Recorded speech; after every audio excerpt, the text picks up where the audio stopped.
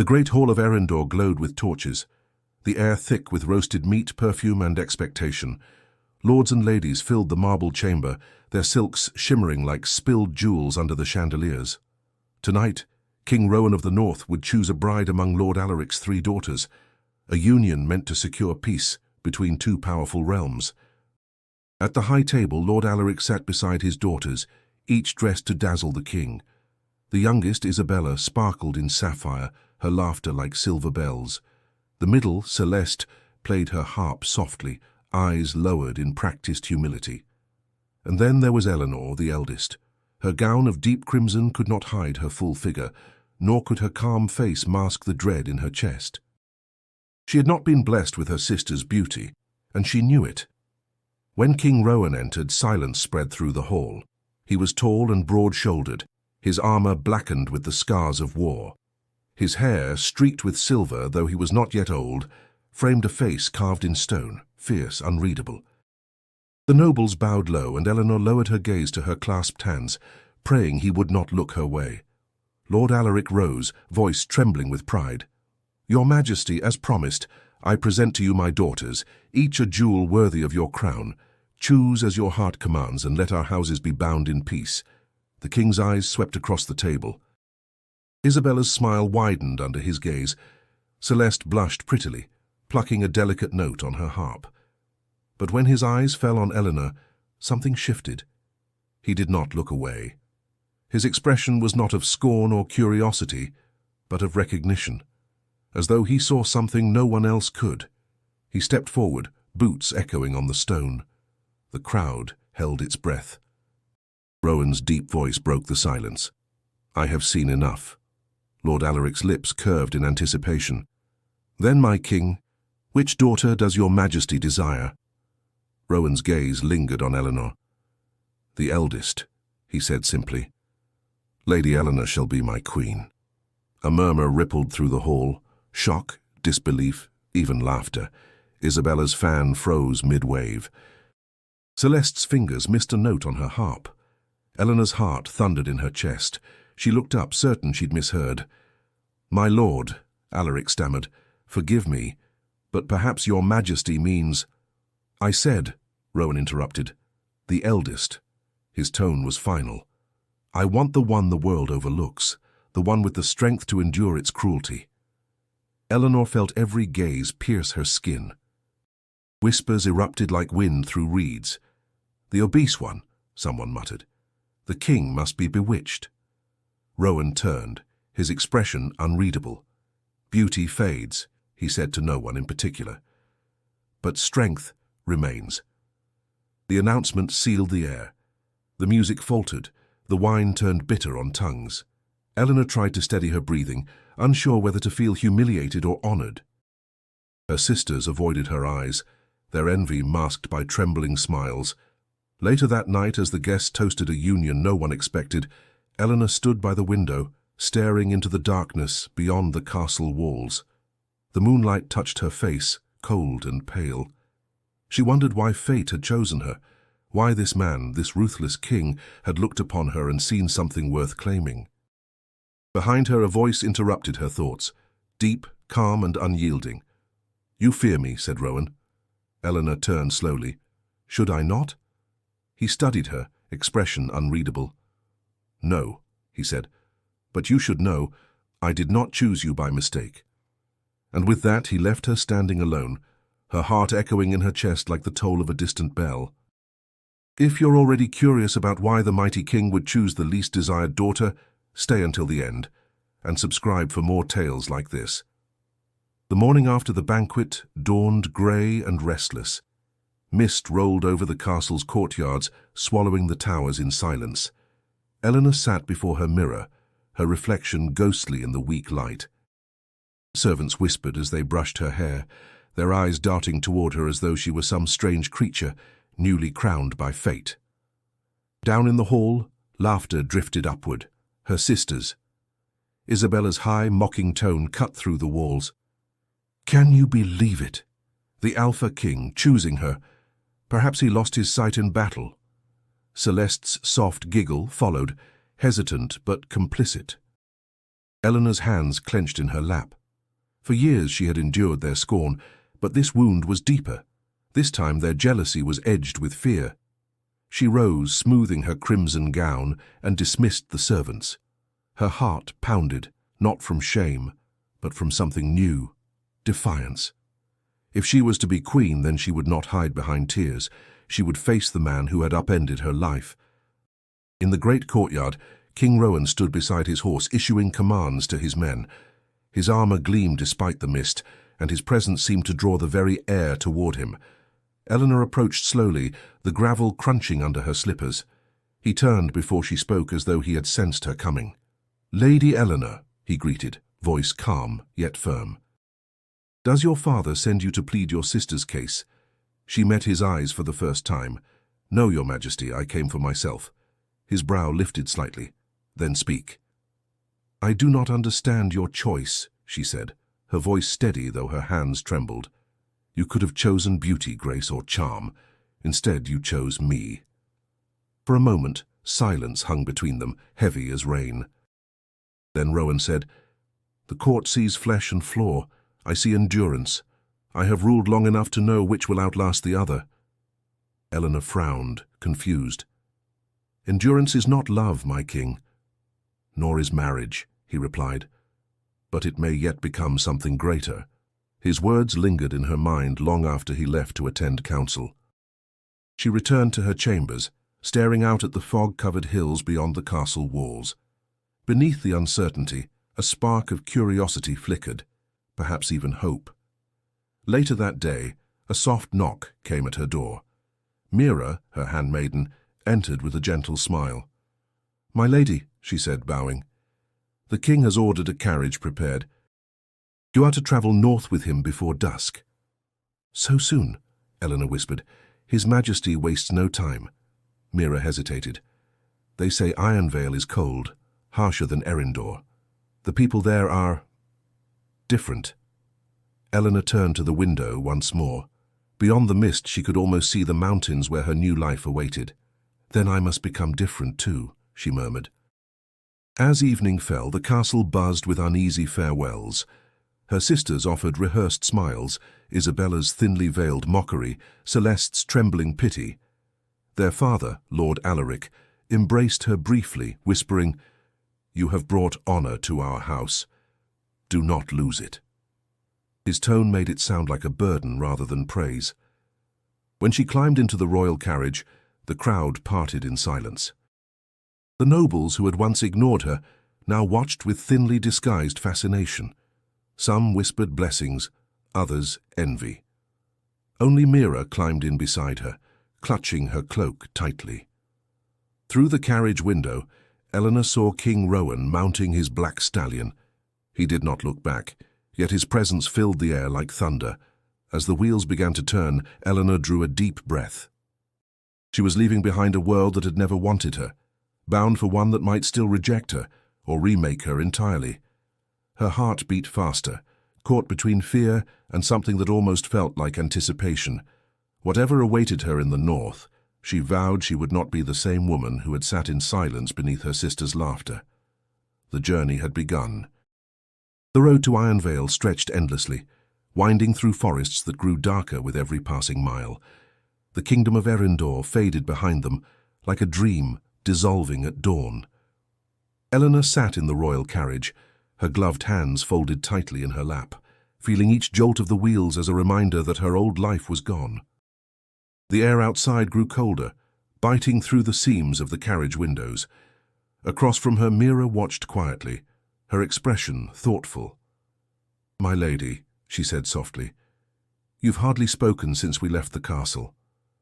Eleanor glanced at her companion, managing a faint smile. "There's little to say, Mira. Words won't change where this road leads." Mira hesitated, then whispered, "Still, it may comfort you to speak of what you hope to find there." Eleanor's gaze turned toward the window. Frost gathered at the corners of the glass, glinting like tiny stars. "Hope," she said slowly, "is a dangerous thing to carry when you do not know where you're going." Outside, King Rowan rode ahead, his black cloak streaming like a shadow in motion. His men followed in tight formation, silent, disciplined, wary of their new queen. Eleanor could see their faces when they turned, curiosity mingled with quiet disdain. She had heard the whispers. Why her? What spell did she cast? How long until the king grows tired of his mistake? Each word, though unheard, pressed against her chest like stones. Yet, amid the fear, she felt something stubborn within her refused to bend. The journey wore on for days. They passed through villages where peasants paused their work to stare. Some bowed uncertainly, unsure if the woman in the carriage was truly their future queen. Others simply looked away, unwilling to believe it. One evening, as they stopped near a frozen stream, Eleanor stepped out to stretch her legs. The snow crunched beneath her boots, crisp and clean. She drew in the scent of pine and smoke, the cold stinging her lungs. For the first time she felt something other than dread. Freedom, fragile but real. Rowan approached, his armor glinting faintly under the dim light of dusk. "You should stay inside," he said. "The cold here does not forgive." She turned to him, her breath forming pale clouds between them. "Neither does the court," she replied quietly. His eyes met hers, unreadable, but softer than before. "How you speak boldly, my queen." "I speak truth, my king." For a moment his lips twitched, almost forming a smile. "Then perhaps truth is what Iron Vale needs." He turned and walked away, leaving her standing beneath the whispering trees. Mira hurried to her side, wrapping a cloak tighter around her shoulders. "He spoke to you kindly," she murmured. "Kindness," Eleanor said, "is a rare gift from a man who commands armies. I do not know if it was kindness or curiosity." The following morning, snow began to fall. The world turned white and silent. Inside the carriage, Eleanor traced the frost with her fingertips, lost in thought. She wondered what sort of people awaited her in the northern stronghold, whether they would see her as queen or as a symbol of weakness. Mira's voice broke the silence. "Do you think he regrets choosing you?" Eleanor met her gaze. "If he does, he hides it well, but regret can change nothing now. My task is not to be what they expect. It is to become what they cannot ignore." As the mountains of Iron Vale rose ahead, sharp and unforgiving, Eleanor felt her pulse quicken. The wind howled through the peaks, carrying with it the scent of iron and snow, a warning and a promise. She leaned closer to the window, her reflection blurred by the frost. "Let them doubt me," she whispered. "They'll learn soon enough who I am." The gates of Iron Vale rose before them like the jaws of a sleeping beast. Towering walls of dark stone loomed over the snow-covered valley, their battlements crowned with flags torn by wind and frost. Eleanor watched from the carriage as the gates creaked open, her pulse thundering in her ears. The kingdom she had only heard whispered about was real now, massive, cold, and entirely unwelcoming. As they crossed the threshold, the air seemed to grow heavier. The soldiers saluted King Rowan, but their eyes flicked toward Eleanor, uncertain, skeptical. She could feel their stares like daggers through her furs. Mira shifted beside her, whispering, "They look as though they expected a ghost, not a queen." "Perhaps they did," Eleanor murmured, her voice tight. Inside the fortress, the corridors stretched endlessly, lit by flickering torches that cast shadows like living things. The air smelled of iron and smoke. Eleanor followed Rowan through the great hall where banners of war hung from vaulted ceilings. The soldiers lining the walls bowed stiffly, their respect clearly meant for the king alone. When they reached the dais, Rowan spoke briefly to his steward, Lord Halric, a lean man with eyes sharp as flint. "Prepare her chambers," Rowan ordered. Halric inclined his head, but his tone carried a faint chill. "As you wish, your majesty." "The queen's arrival will take some getting used to." Eleanor caught the edge of his smirk, but said nothing. She could already sense that Iron Vale was not a place that welcomed softness or uncertainty. Later, when she entered her quarters, she found them vast but bare. The fire crackled weakly, struggling against the cold that seeped through the stone walls. She set her hand upon the window ledge, the glass icy beneath her palm. Beyond it the mountains stretched into endless white. Mira unpacked quietly, her movements careful. "It feels like the castle itself is watching," she whispered. Eleanor nodded. "Then let it watch. I will not give it reason to find me weak. That night, she dined beside Rowan in a hall large enough to hold an army. The table stretched between them like a chasm. The courtiers ate in silence, their eyes shifting between the king and his unlikely bride. The sound of silverware echoed against stone, every scrape a reminder of the tension in the air. Halfway through the meal, one of Rowan's generals, an older man with a scar along his cheek, spoke loud enough for all to hear. "Iron Vale has never seen a queen quite like you, my lady," he said, the edge in his voice sharp beneath the politeness. Eleanor met his gaze steadily. "Then Iron Vale must learn to see differently," she replied. A few men chuckled under their breath, but the general fell silent, his smirk fading. Rowan said nothing, yet his eyes lingered on her a moment longer than before. When the meal ended, Eleanor excused herself early. Alone in her chambers, she sat by the fire, exhaustion pressing down on her. She reached for her journal, a small leather-bound book she had brought from Erindor, and began to write. "I do not yet understand this place," she wrote, "nor the man who rules it. But if I am to survive here, I must become as strong as the stones that surround me. They may not love me, but they will learn to respect me, or they will break themselves trying not to." The fire sputtered, then roared higher as if answering her resolve. For the first time since leaving home, Eleanor smiled, not from joy but from determination. She would not vanish into silence, not here, not now. Outside, the wind howled through the towers, carrying with it whispers of both fear and prophecy. Iron Vale had a new queen, and the kingdom would never be the same again. Days turned into weeks, and the frost of Iron Vale seemed to settle into Eleanor's bones. The courtiers treated her with the politeness of soldiers before a storm, measured, cautious, waiting for her to fail. Word of her marriage to the Alpha King had spread through the realm, twisting with every retelling. Some called her a saint who had tamed a beast. Others said she was a spellbound pawn. To most, she was simply the wrong queen. That evening the castle brimmed with anticipation. A feast had been declared in her honor, the first since her arrival. Eleanor knew it was not a celebration but a test, a silent judgment disguised as wine and music. Mira fastened a silver clasp at her throat, whispering, "You don't have to face them alone." Eleanor met her reflection. "I do," she said. "A queen who hides behind others invites pity. I will not be pitied." The great hall blazed with torchlight. Banners hung from the rafters, crimson and black, bearing the sigil of the wolf.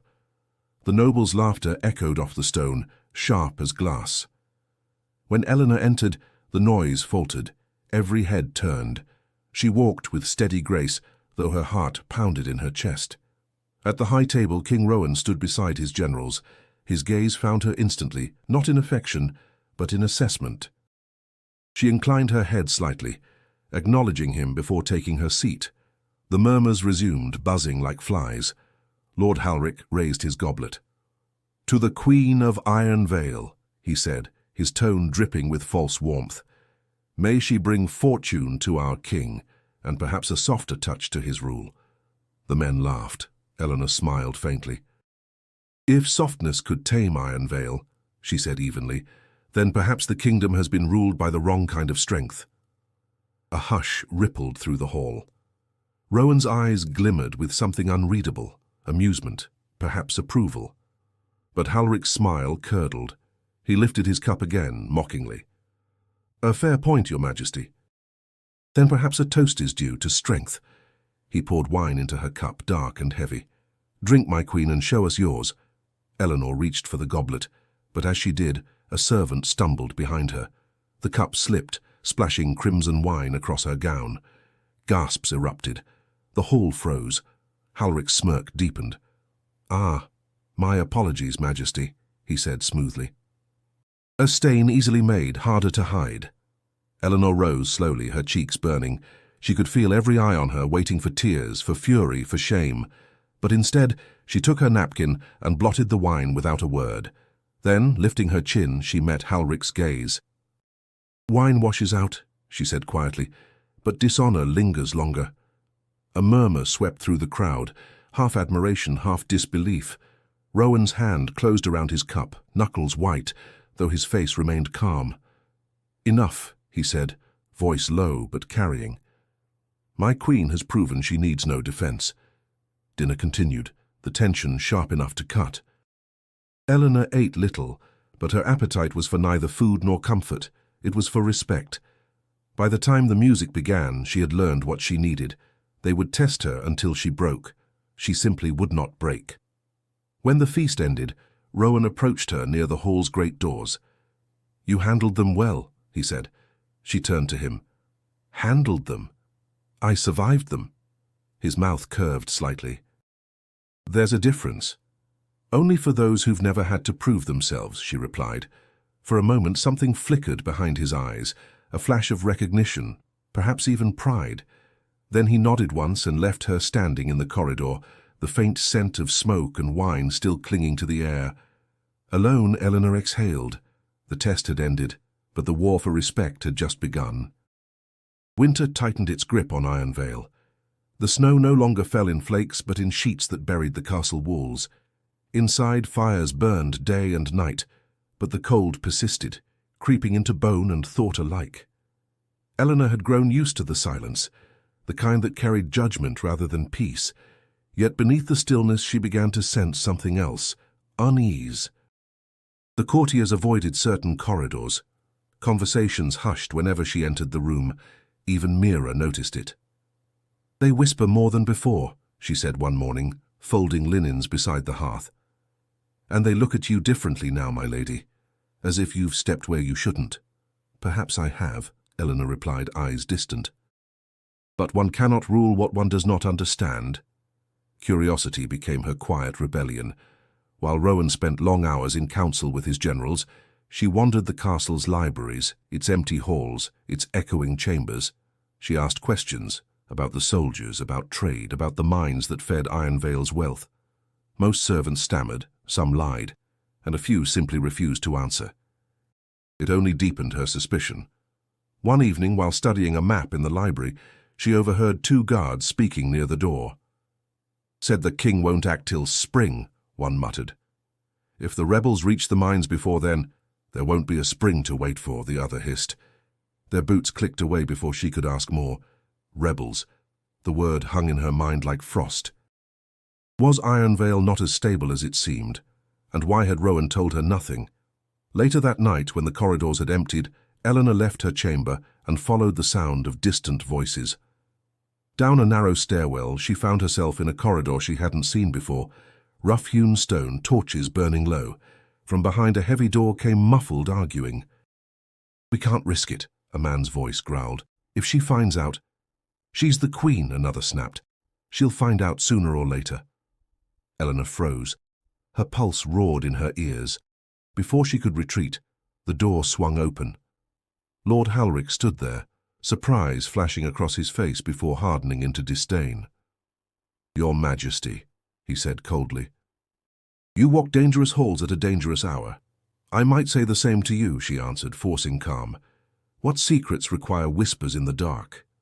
Halric's thin smile did not reach his eyes. Matters of state, not for delicate ears. Then you underestimate my hearing, Eleanor said, or my patience. He bowed stiffly. You are the queen. You have the right to ask, but not always the right to know.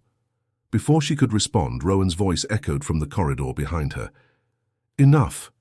She turned, startled. The king approached, his expression unreadable. Return to your chamber, Eleanor. Her anger flared. You speak of loyalty and strength, yet hide the truth from me.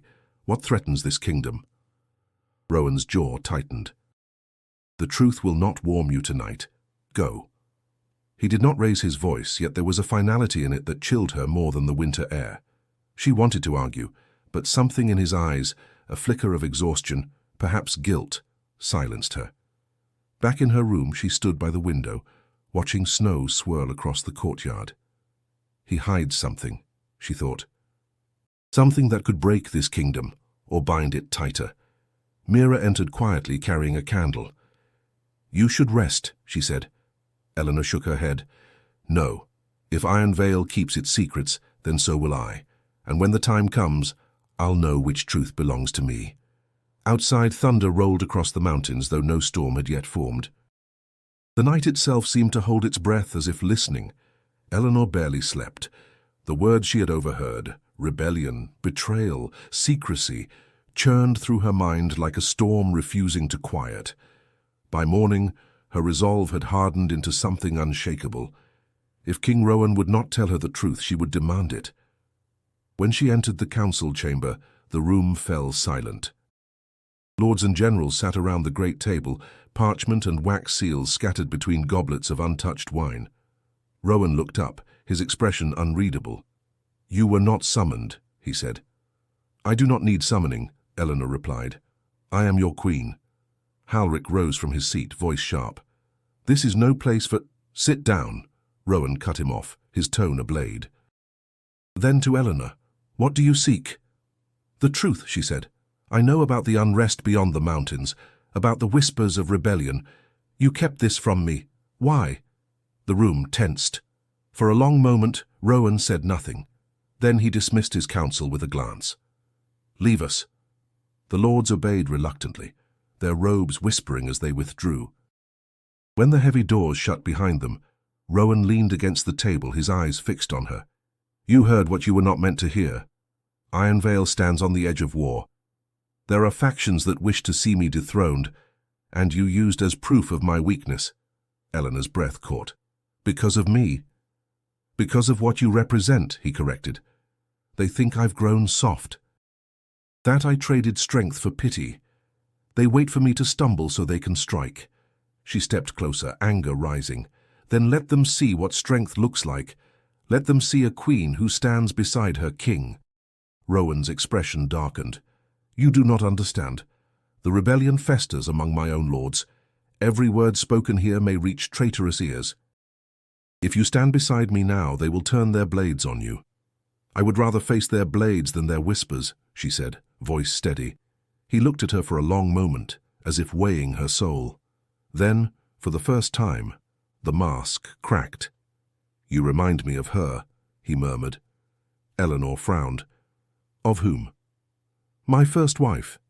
His voice was low, heavy with years he had never spoken of. "She was fearless. She believed in honor, in people's better natures. It got her killed, poisoned by those who claimed to serve me." Eleanor's chest tightened. "And now you fear the same fate for me." "I fear," he said quietly, "that history repeats itself." The silence that followed was thick and fragile.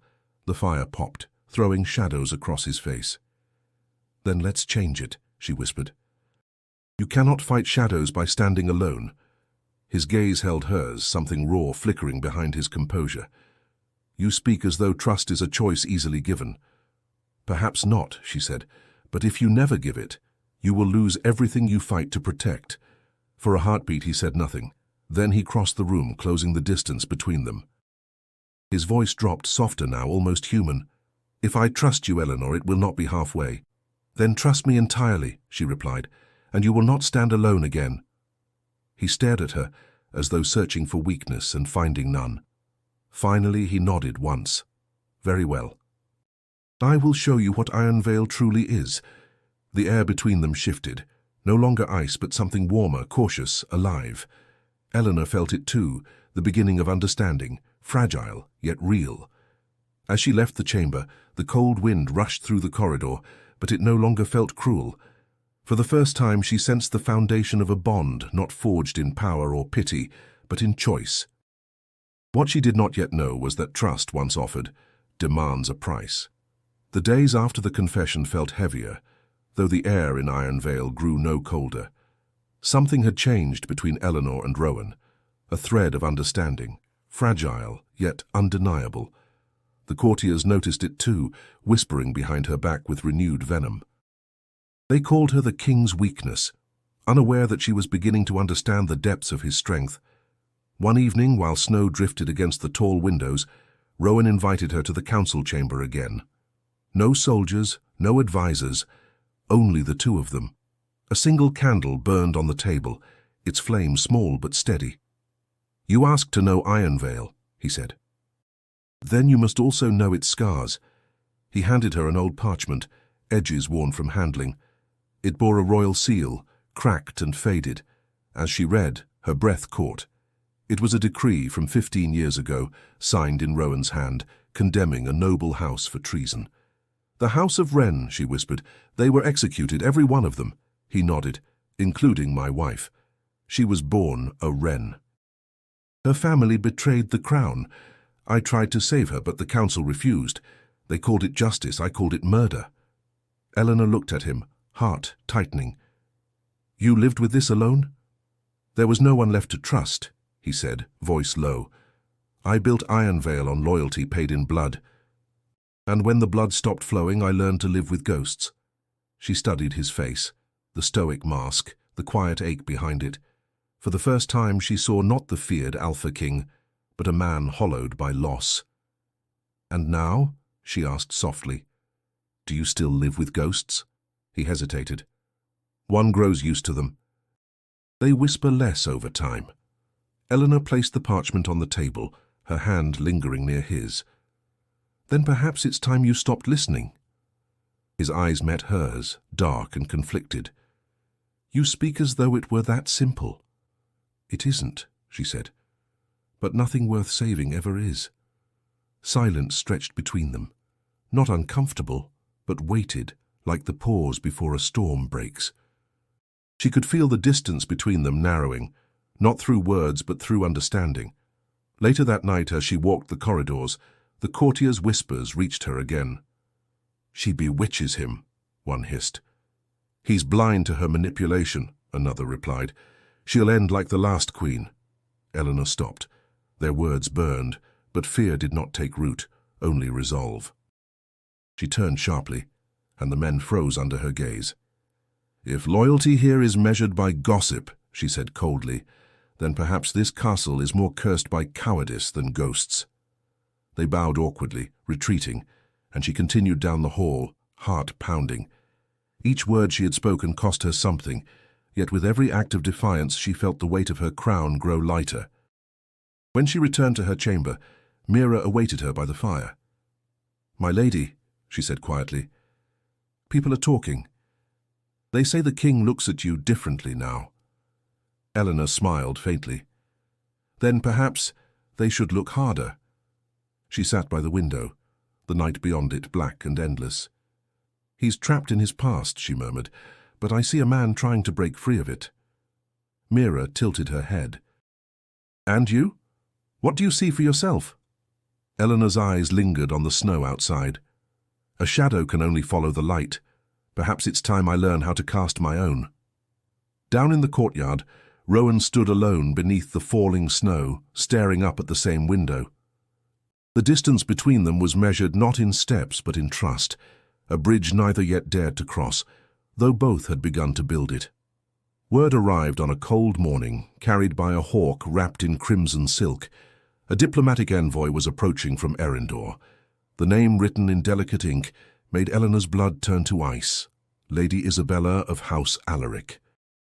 She stared at the letter until Mira whispered, "Your sister." Eleanor folded it with steady fingers. "Yes." By evening the castle was in motion. Servants scrubbed stone floors until they gleamed, torches were replaced, and a banquet was prepared. Eleanor oversaw every detail, her heart warring between duty and dread. She hadn't seen Isabella since the day she left Erindor. The gates opened at dusk. Isabella arrived in a cloak of velvet, her golden hair braided with pearls, her eyes glittering with mischief.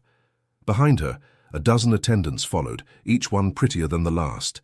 She descended from her carriage with the poise of a practiced performer, flashing a dazzling smile as she approached the throne room. "My dear sister," she said sweetly, bowing with just enough grace to mock, "how radiant you look in the north." Eleanor met her with a cool nod. "Welcome to Ironvale, Lady Isabella. I trust your journey was comfortable." "As comfortable as one can expect," Isabella said, removing her gloves slowly, "when summoned to a land of snow and silence. Though I confess, I didn't expect such a throne for you." Rowan watched from the dais, his expression unreadable. Isabella turned to him, her smile deepening. "Your Majesty," she said with a curtsy that dripped honey, "how fortunate you are to have found such unique loyalty in my sister." Eleanor bristled, but Rowan said nothing. He merely inclined his head. "Loyalty," he said evenly, is a rare jewel. Its shape is not always what one expects. That night, the hall shimmered with wine and music. Isabella floated among the nobles like a swan among ducks, laughing, flattering, commanding attention with ease. Eleanor remained seated at the high table, watching the room from a distance. She knew this dance. Isabella didn't just visit, she conquered. Mira leaned close. She's charming. Dangerous but charming. Eleanor sipped her wine. That's how she survived. She doesn't fight with swords, she fights with smiles. Later, as the guests thinned and the fire dimmed, Isabella approached her. Tell me, Eleanor, does it ever feel real being queen? Eleanor turned slowly. Yes, every time someone underestimates me. Isabella laughed lightly. Still sharp. But sister, you must understand, I came to help. Father believes Ironvale teeters on the edge of war. He sent me to ensure you're safe, and to remind the king of our alliance. I don't need protection, Eleanor said. And Rowan doesn't need reminders. Oh, but everyone needs reminders, dear. Especially men with swords and shadows in their past. She touched Eleanor's shoulder gently, as if sealing the conversation with sweetness. We should talk more. Alone, perhaps, like we used to. When Isabella left, Eleanor remained by the fire, staring into the embers. Rowan approached, watching her in silence before speaking. She is not what she pretends to be, he said. I know, Eleanor replied. She never was. He studied her. You're different with her. She brings out what I thought I had buried. And what's that? Eleanor's eyes didn't leave the fire. The part of me that learned to survive without kindness. Rowan didn't reply, but he didn't walk away either. The silence between them no longer felt distant. It was the silence of two people learning how to stand side by side. And above them, beyond the stone walls and high towers, the wind screamed against the night, carrying with it the scent of pride, rivalry, and something far more dangerous, unfinished bloodlines. The feast began like any other, cloaked in gold and laughter. Musicians played near the hearth, servants moved with practiced grace, and wine flowed like a river trying to drown the tension that had grown in the castle. Eleanor sat beside Rowan, dressed in deep emerald, her crown a modest band of silver. Isabella stood just below the dais, surrounded by nobles laughing as though the world were hers again, but something felt wrong. Beneath the perfume and polished silver, Eleanor sensed unease, like a breath held too long. Mira leaned in from behind her. The guards, she whispered. They're watching each other more than the guests. Eleanor glanced toward the hall's corners. Indeed, the soldiers were tense, shifting too often, their hands near hilts, their eyes scanning shadows. A chill ran down her spine. She stood slowly, placing a hand on Rowan's arm. He looked at her, surprised. What is it? Something's coming, she said. I feel it. Before he could respond, a scream pierced the music. One of the serving tables collapsed with a thunderous crash, and flames erupted from beneath it. Oil and fire spilled across the stone like a living creature. Panic surged. Guests scattered, tripping over chairs and each other. The musicians fled. Smoke billowed upward, choking the air. "Guards!" Rowan shouted, drawing his sword. "Secure the exits!" Amid the chaos, Eleanor saw movement near the side wall, a figure in black darting behind the drapes. Instinct overtook her. She ran, ignoring Mira's cries, and threw herself into the path of the assassin as he lunged from the shadows. Dagger raised, aimed straight for Rowan's back. The blade caught her shoulder, slicing deep, but she twisted, grabbing the man's wrist. Pain exploded through her body, but she held fast. A second later, Rowan was there, his sword cleaving down. The assassin crumpled without a word. Eleanor staggered, blood soaking her gown. Rowan caught her as she fell. "Eleanor, she gasped. "I'm fine. You're bleeding. Better me than you."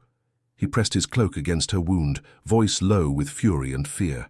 Around them, guards stormed the hall, smoke still curling along the walls. Halric approached, pale and breathless. One assassin dead. 2 others escaped through the servant tunnels.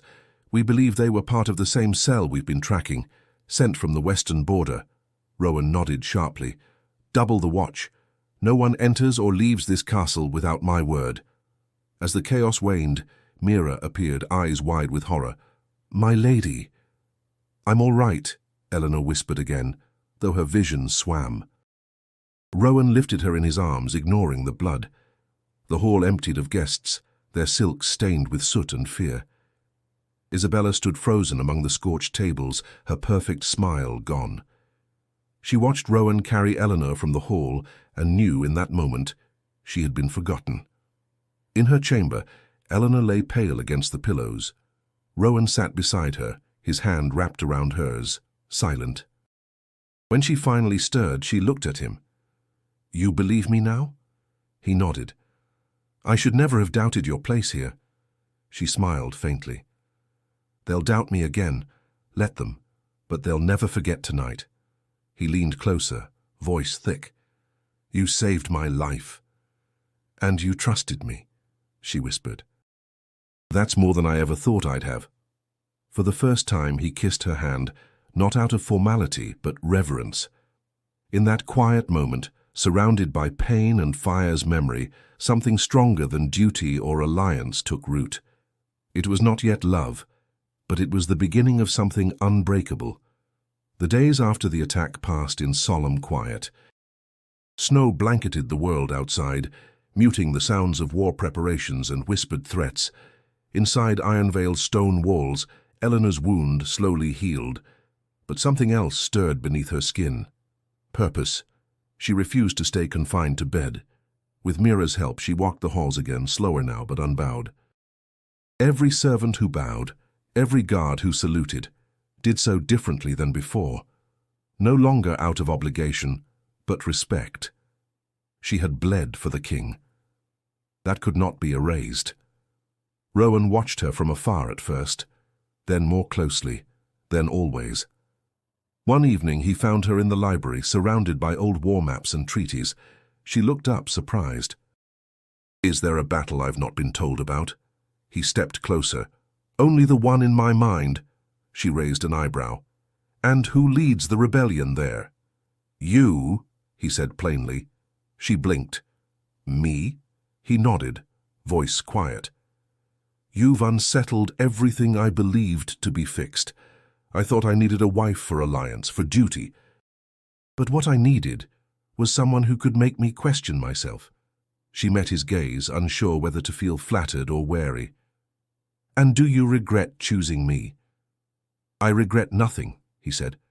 "I only regret that it took nearly losing you to understand what I truly have."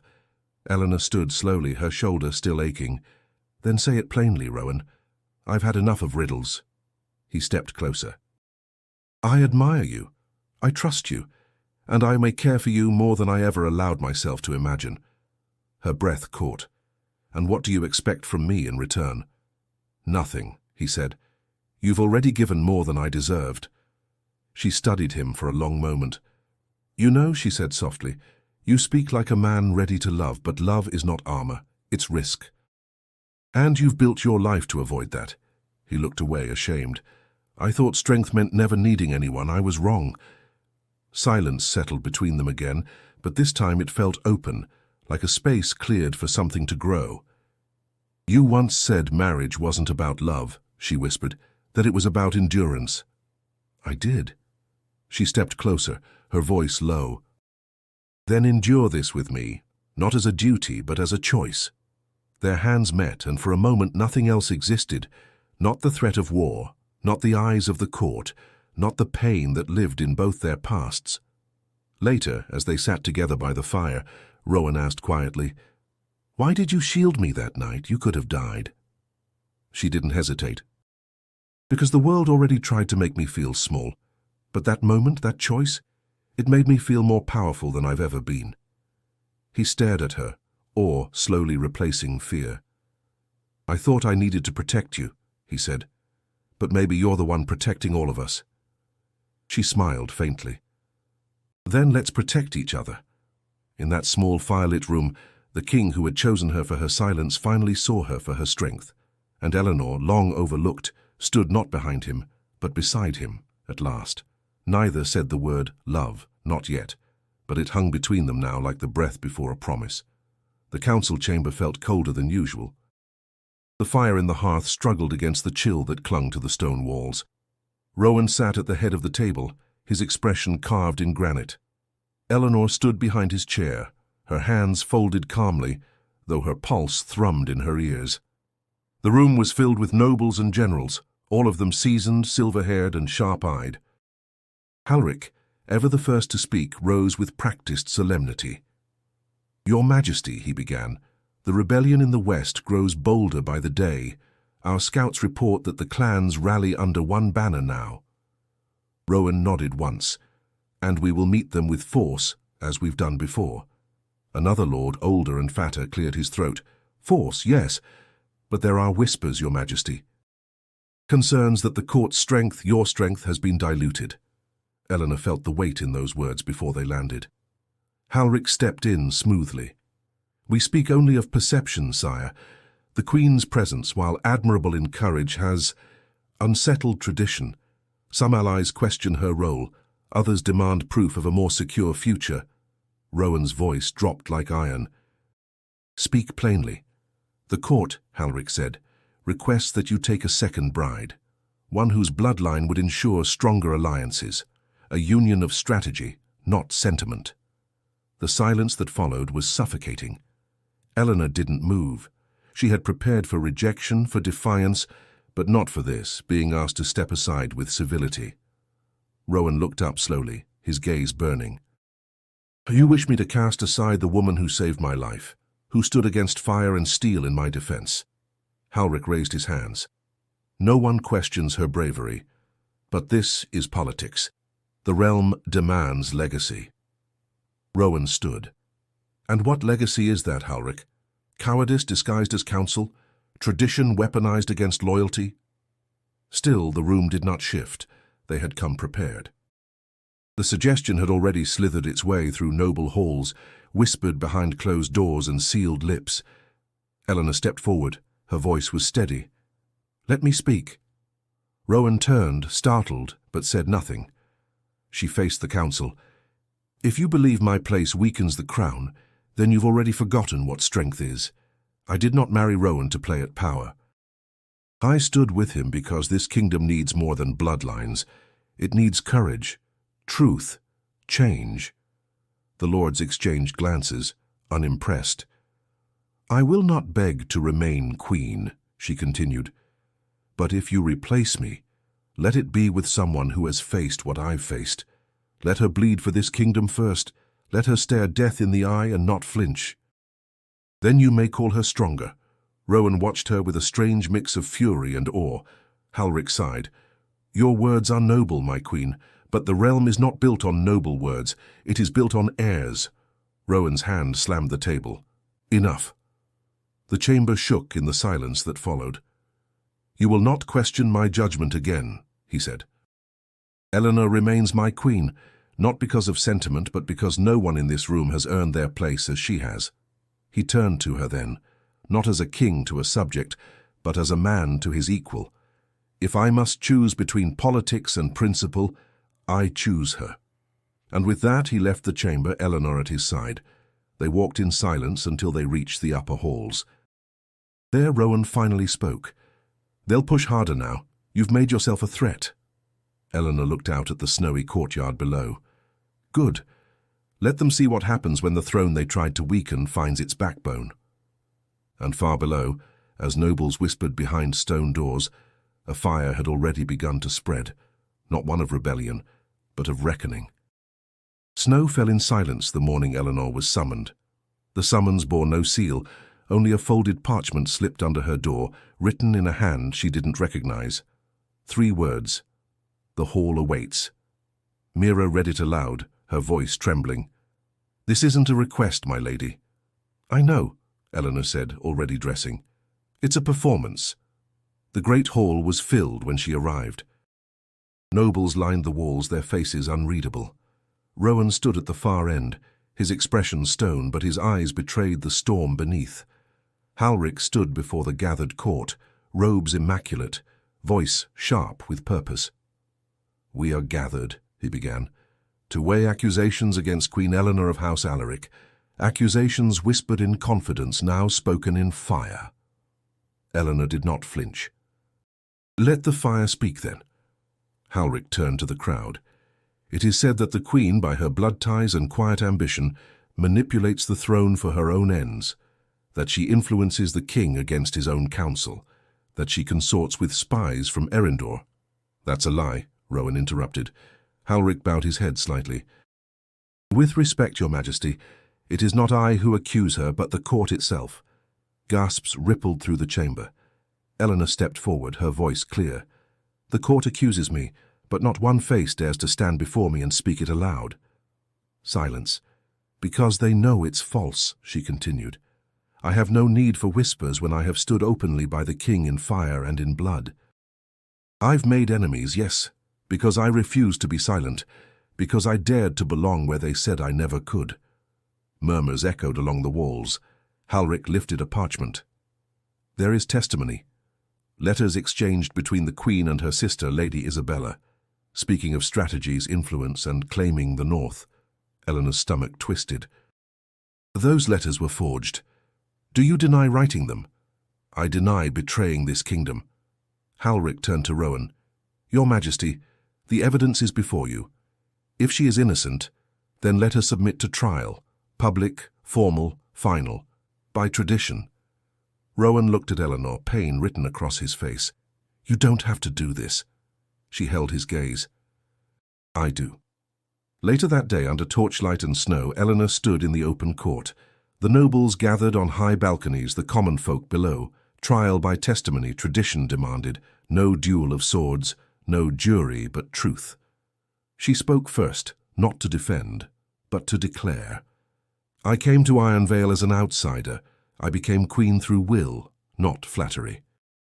And I will not kneel to lies forged by those who fear change." Witnesses followed. Servants spoke of her fairness. Guards spoke of her courage. Mira wept as she recounted the night of the fire. Then came Isabella. Draped in sorrow, she played the role perfectly. "My sister is clever," she said, "and ambition makes cleverness dangerous." Eleanor didn't blink. "You mistake strength for ambition and jealousy for truth." When the trial ended, the people were silent. Rowan stepped forward, not as king, but as man. "I have listened. I have watched, and I know the truth, not because it was spoken, but because it was lived. This woman, this queen, has given more to Ironvale than any council ever has." He faced the crowd. "Let no one question her place again." Cheers erupted, some slow, some bitter, but the tide had turned. Eleanor remained standing, her shoulders straight, her crown untarnished. Halric bowed low. "So be it. The court recognizes Queen Eleanor, not by birthright, but by survival." As night fell and torches burned against the snow, Eleanor stood taller than ever before, not just queen by title, but by trial. The morning sky was clear for the first time in weeks. Snow glittered on the rooftops like crushed diamonds, and the bells of Ironvale rang loud enough to stir birds from distant cliffs. The people gathered in the courtyard, shoulder to shoulder, breath steaming in the air, waiting for the moment that history would remember. Eleanor stood before the great doors of the throne hall, draped in royal blue, a silver chain circling her shoulders. The scar on her arm throbbed faintly under the fabric, but she welcomed the pain. It reminded her she had survived. Mira fastened the final clasp, her voice trembling. "They're ready." "Then so am I," Eleanor said. Inside the hall, Rowan waited. Not in armor, but in his ceremonial robes, dark and woven with threads of wolf grey. When she stepped into the light, a hush fell across the chamber. No one spoke as she approached. No one dared. Rowan turned to face her. "Before the crown, before the throne, before the court, there is the will of the people," he said. "And the people have spoken. They've seen your courage. They've known your strength.